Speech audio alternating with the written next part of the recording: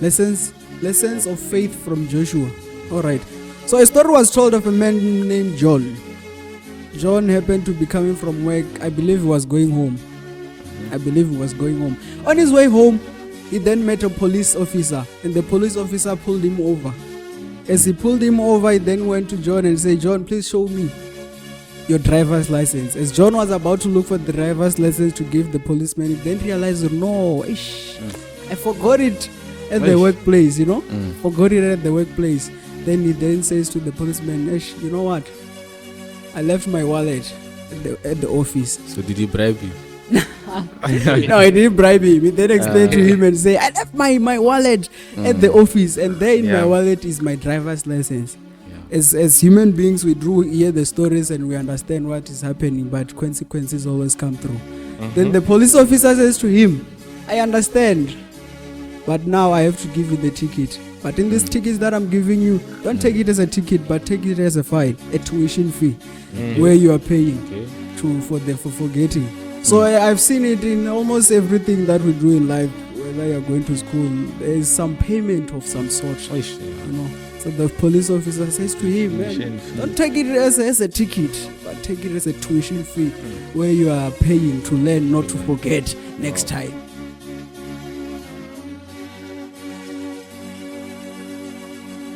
So to give in the context of the story, they wrote something beneath the story. So I'll read it to the people so that you hear. They're saying, as human beings, we are prone to forget the things that are not constantly in our sight. We forget to return phone calls, report to emails, water the plants, send birthday wishes, and so forth. The list could go on.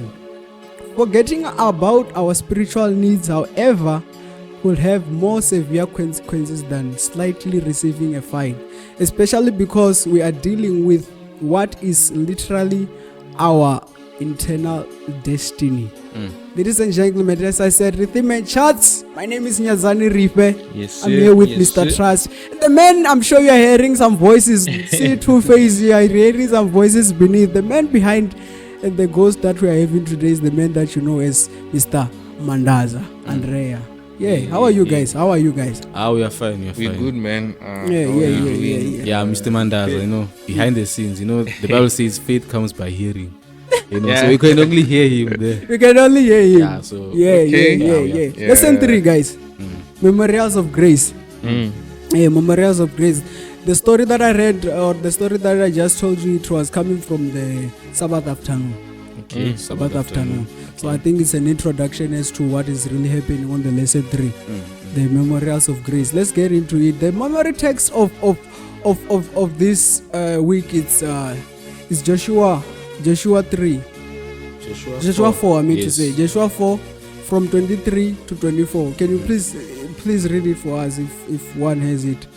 Okay, it says, "For the Lord your God dried up the waters of the Jordan for you until you passed over, as the Lord your God did to the Red Sea, which he dried up for us until we passed over, so that all the peoples of the earth may know that the hand of the Lord is mighty, that you may fear the Lord your God forever."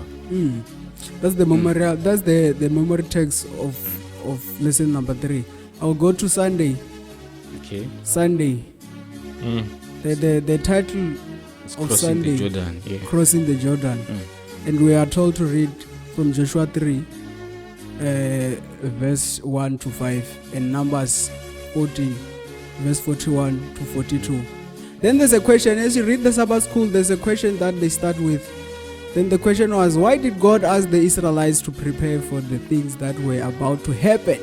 That was a nice question. As I read and I tried to summarize this, it came to be the answer. The answer came to be something like the ark and the preparation to cross the Jordan reminded the Israelites that they were not entering Canaan in their own manner and time. The conquest. Am I writing the writing is there? Yes. Yeah, that's the one. It's conquest, eh? Yes. Yeah, the conquest will be successful only if they followed God's way and timing. Yeah. That's about the summary of the whole thing of Sunday, and answering the question is to say, why did God ask the Israelites to prepare for the things that were about to happen? Also, I found three things that are interesting there that I feel like maybe we shouldn't pass it. Okay. Three things that are interesting. Did you see it? There were three things that I mentioned, interesting stuff. The three things. Yeah. So they're saying three things were kept inside the ark. Each of these things showed Israelites' special relationship with God. Okay. So the three things that were mentioned were the 10 Commandments, Aaron's special stick, and the jar of manna. Okay. I think that's the best way to summarize Sunday. But what are your thoughts on Sunday, Mr. Trust? Okay, so as they were crossing the Jordan River, right? So the Bible tells us that the priests were supposed to lead. They were the ones to be in the forefront. Yeah.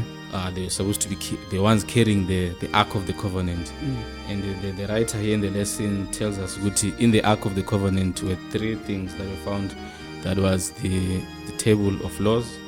We also have the rod of Aaron. We also have the pot of manna.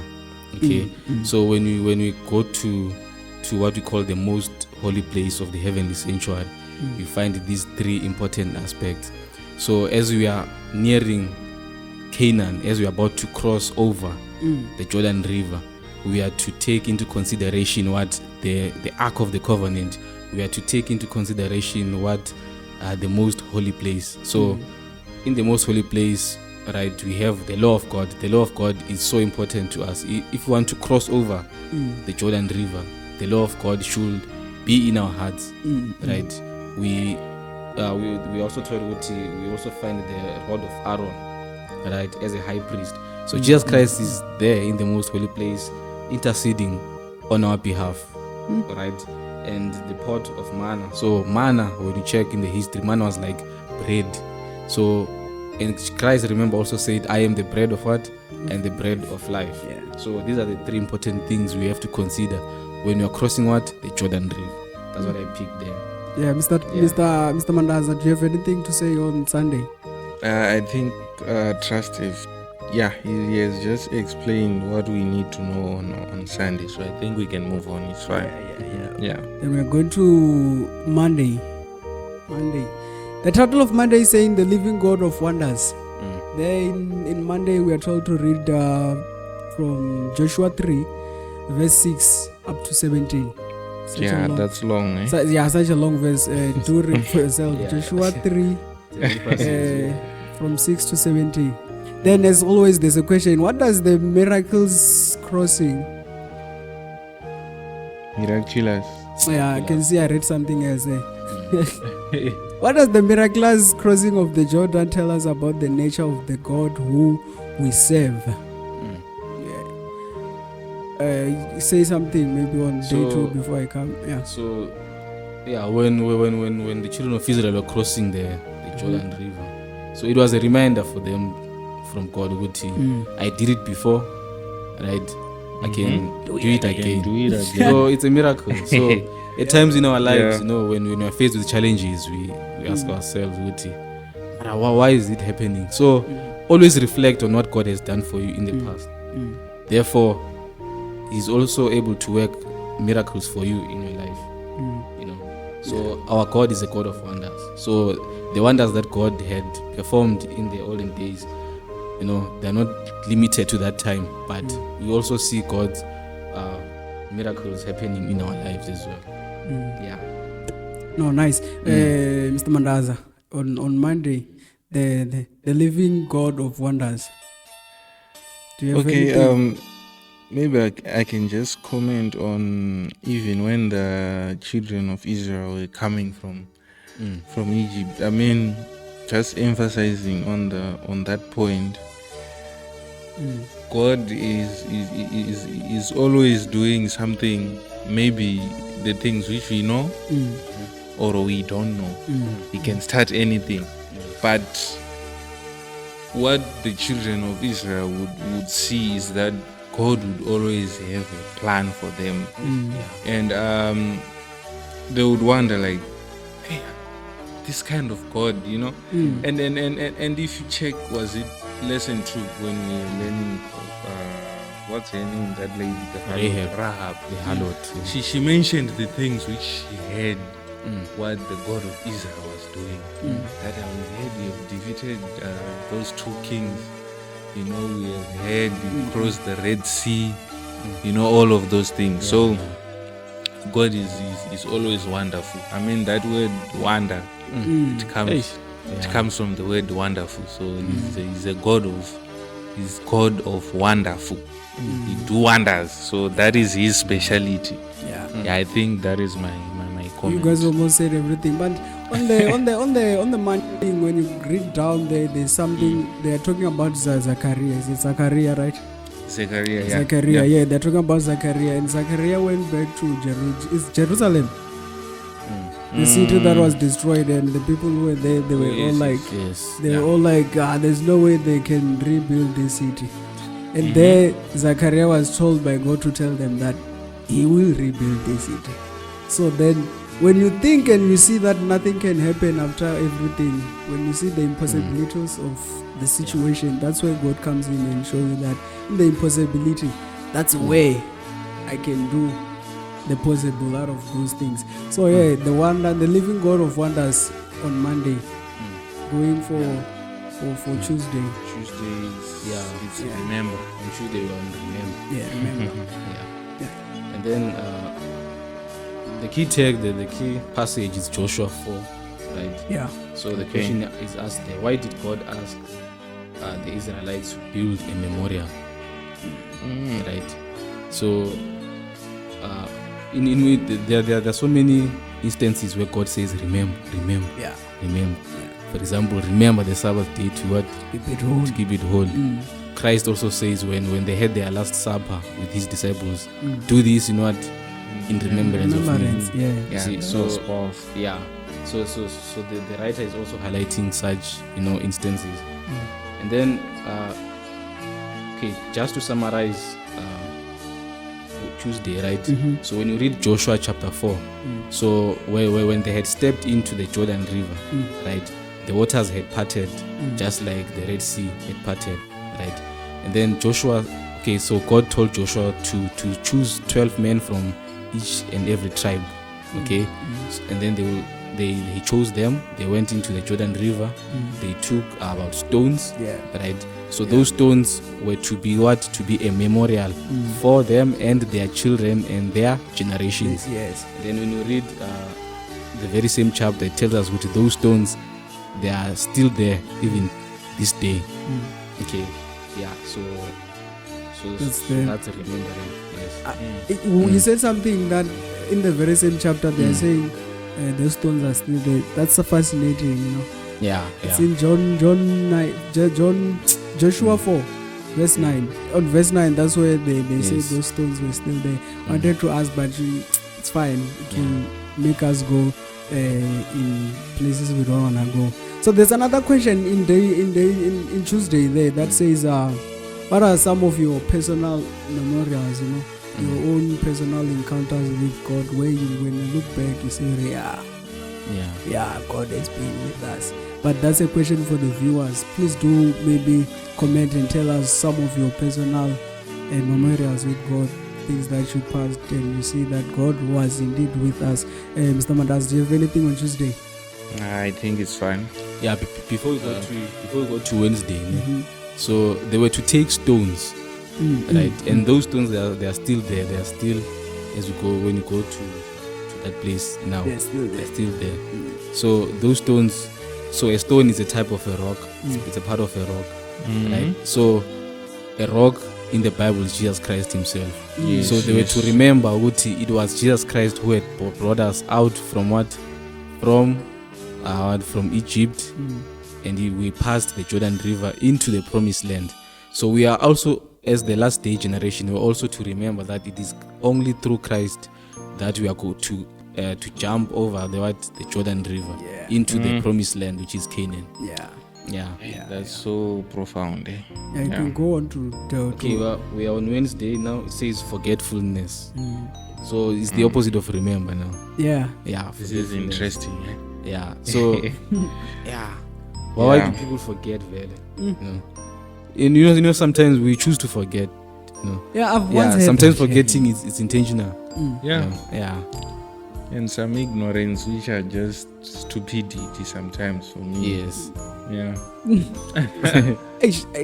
I always go, like, I can't really focus on the Bible sometimes when you're speaking, because I tend to relate so much with my own life when I hear some things, which that said something about saying sometimes as people we choose and we tend to forget things that we shouldn't be forgetting, because it's in our nature to choose, you know, forgetting.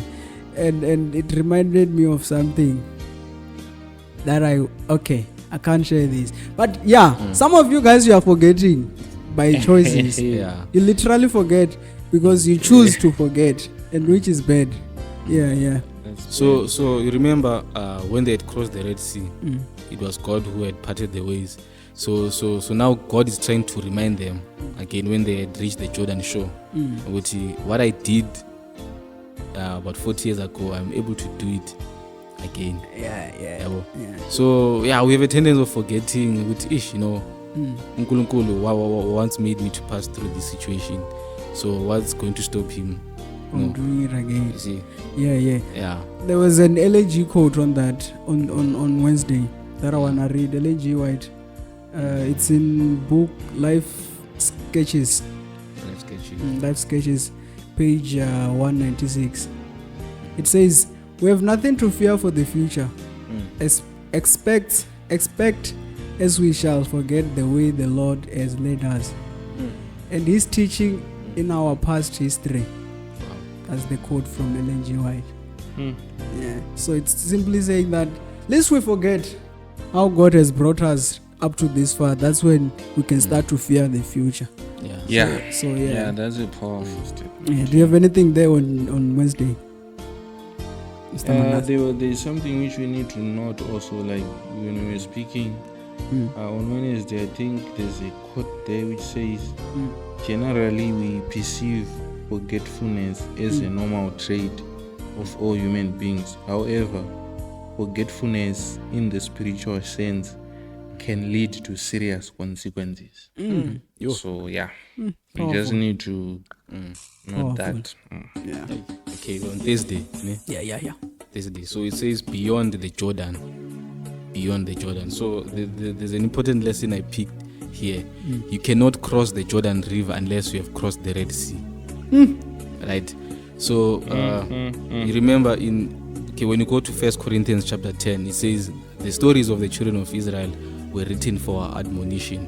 So they were also baptized into the Red Sea as much as we're also being baptized. When you go to the book of John chapter 3, when Christ was talking to Nicodemus, he said, unless one is born of the water and of the Spirit, he cannot enter into the kingdom of heaven. So we first need to go through the Red Sea that is being baptized before we crossed the Jordan River. You see. So now we are at Shittim, we're at the shores of the Jordan River. So there's no way we're going to cross Jordan River unless you cross the Red Sea first. So that's what I picked there. Beyond the Jordan River, I won't lie, I have nothing beyond the Jordan River. But beyond the Jordan River is when we have crossed, right? When God has been with us from the beginning up until we cross the Jordan River. Do you know the song Jordan? Number 46. So I feel like, I don't know, it's me. I feel like the songwriter didn't do justice there.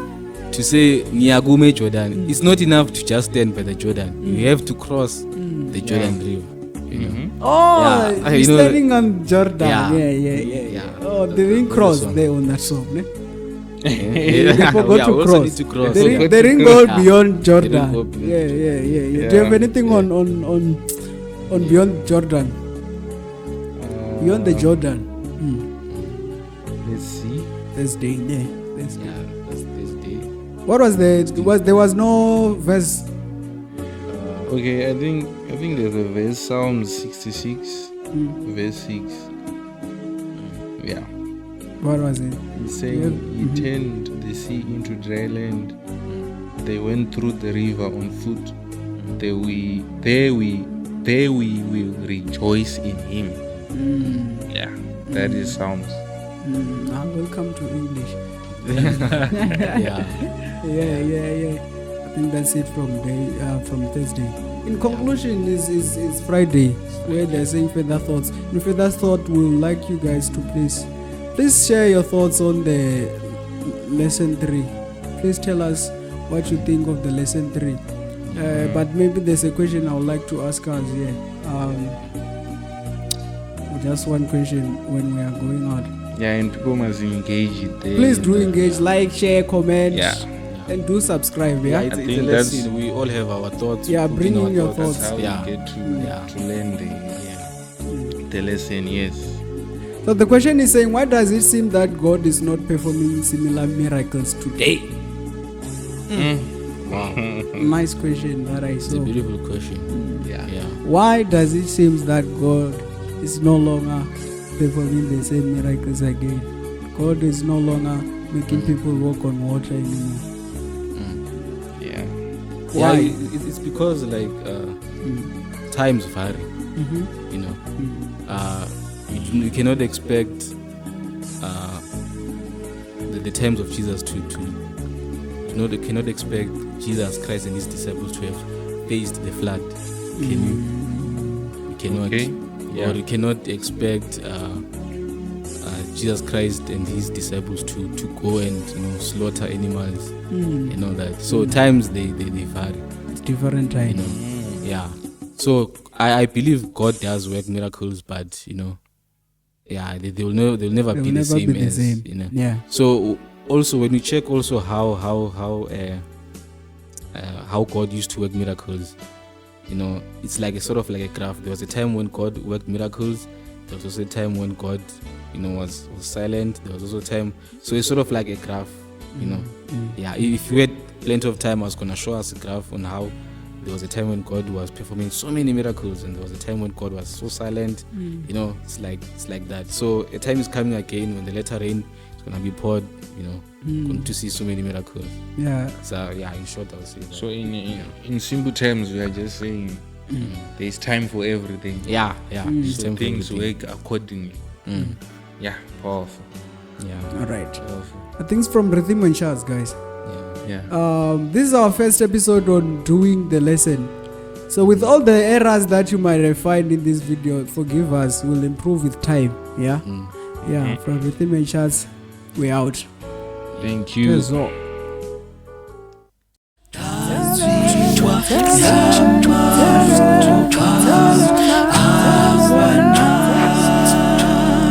Bashirena